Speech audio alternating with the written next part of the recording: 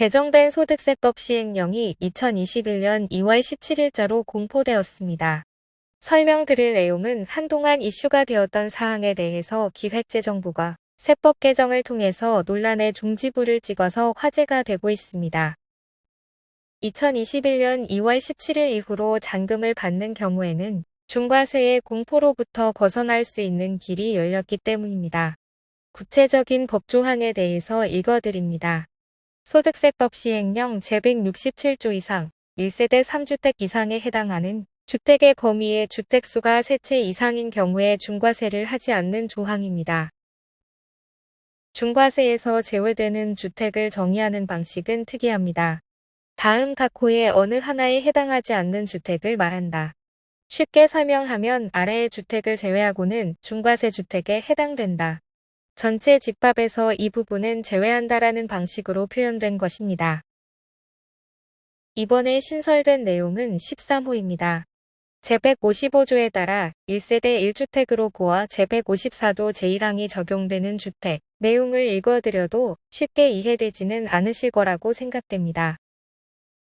보다 쉬운 설명은 다음 페이지에서 사례를 들어서 설명을 드리겠습니다. 부칙을 보면 2021년 2월 17일 시행 이후 양도하는 분부터 적용합니다. 사례에서 A주택에서 거주하다가 B주택으로 이사를 가려고 합니다. 시임대주택을 보유하고 있습니다. A주택에 있는 상태에서 이사갈 B주택을 취득하고 A주택을 양도합니다. 이런 상황에서 A주택의 양도가액이 9억 원 이하인 경우에는 큰 문제가 없습니다. 그러나 양도가액이 9억이 넘으면 상황은 180도 달라집니다. 개정되기 전에는 명확한 법 규정이 없었습니다. 그래서 9억 초과 부분에 대해서는 주택이 3채가 되면서 중과세가 적용되고 또한 장기보유특별공제가 적용이 안 되는 것으로 법을 해석했습니다. 중과세에 대한 조항은 중과세를 하지 않는다는 조항이 없으면 중과를 하겠다는 방식으로 코딩이 되어 있기 때문에 세무 전문가들 입장에서는 무리한 해석이라는 평가를 받았습니다. 주택 한 채를 팔면서 9억 이하는 비과세를 적용하고 9억 초과 부분에 대해서는 중과세를 적용하는 특이한 해석을 했습니다. 중과세 조항이 구성 방식이 문제를 만들고 있습니다. 이번에 개정된 내용도 일부 오류를 수정하는 방식으로 개정이 되어 있지만 아직도 논란이 되는 부분은 많습니다.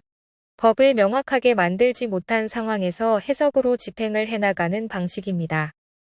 항상 말씀드리지만 양도소득세의 기본 구조가 초기 억제를 기본으로 하고 있고 조세특례는 부동산 경기 침체를 극복하기 위해서 만들어지다 보니 단기적인 방식의 세법 개정이 이루어지다 보면 법 조문 상호 간의 불일치가 여러 군데에서 발생이 됩니다.